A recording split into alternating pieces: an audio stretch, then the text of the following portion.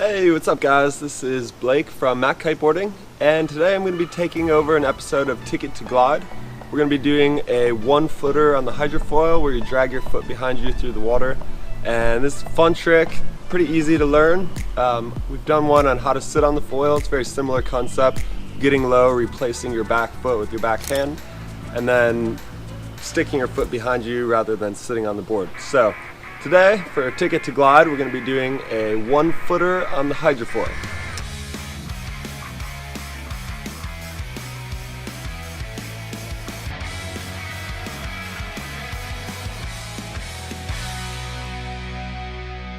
Alright, so as you guys know, in previous videos we've done this, and we just started doing this, that if you click the eye icon in the top corner of your screen, you have all these steps written out for you so that you can just have them at the beach for you. You can take a look at them real quick, go over all the bullet points and the steps, learn how to do them, watch this video, and then have that with you at the beach so you can kind of review before you go out. Just another reminder, just click the eye icon in the top corner of the screen. You'll have these written out in a PDF form and you can bring them to the beach with you.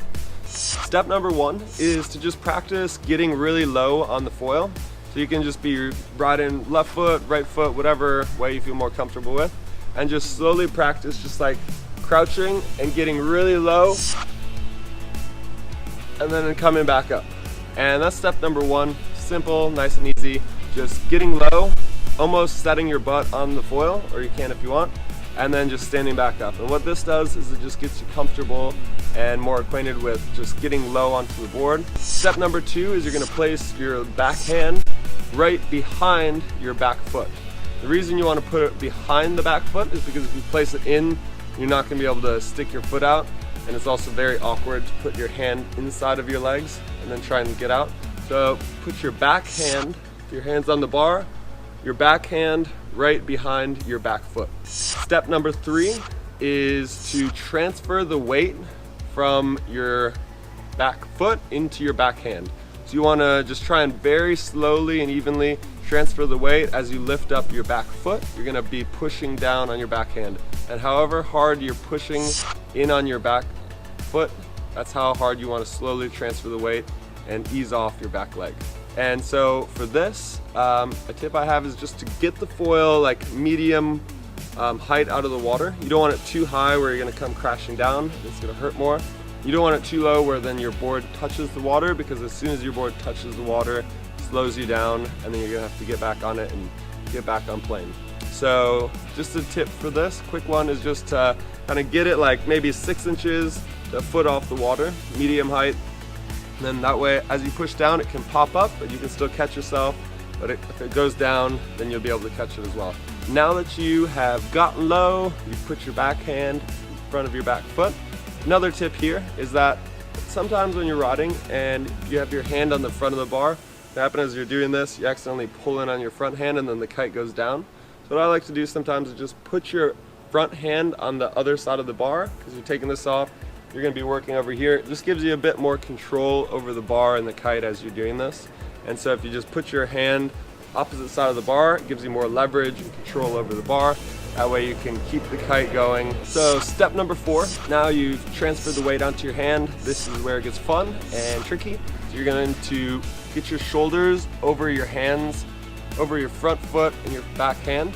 So your front foot is here, your back hand is here. You want to get your shoulders over those, so that way you can then bring your knee to your chest and then point. So extend your leg and point your toe. The reason you want to do this is you don't want your knee bent. The weight distribution is kind of off, so you want to extend your leg fully. That way you just lock it out. Point your toe. That way it can drag neatly and cleanly through the water without catching and then sucking you down. And then slowly, as you get more comfortable just riding with your legs sticking out behind you, what you want to do is then you can slowly just lower your leg and then start to dip it into the water. And you don't want to just hit it in the water. You want to slowly, gradually just drag your toes a little bit, pick it back up. So if you catch a piece of chop or your foot gets too deep into the water, what that's going to do is going to suck you down, and then that pulls the whole board down, and then you go crashing into the water. So another tip for this is to loosen your foot in the front foot strap. That way, if you do come crashing down, or if you ride strapless, that's even better. But yeah, just loosen your front foot in the strap. That way, if you do go down, you can just eject from the board. So step number 5 is to bring it all back. You want to bring it in slow. You don't want to just send it in quickly because then the foil can do sporadic things. So just remember to, just like you extended it out, just to keep the weight evenly distributed between your front foot and your back hand. Get that foil medium height out of the water, and you just want to bring it back slow and bring your foot, your knee to your chest, put your foot back on the board, slowly transfer the weight back in, and then stand up. And that's it. Just nice, easy trick. Something you can go out and learn in one session. Just make sure you know you're going to fall a couple times. Just make sure to fall downwind if you can, and just get that foil about medium height, about a foot out of the water as you do this. That way you can have some room for air to go up or come crashing down. So that's it. Nice, easy one for you. Like always, if you guys enjoy these videos, please just give us some love, thumbs up. Let us know what you think, have any more requests. And if you want to see more of these, subscribe to our channel. We get them going every week for you. Click the eye icon as well if you want these steps written out, PDF file at the beach. And we'll see you next week.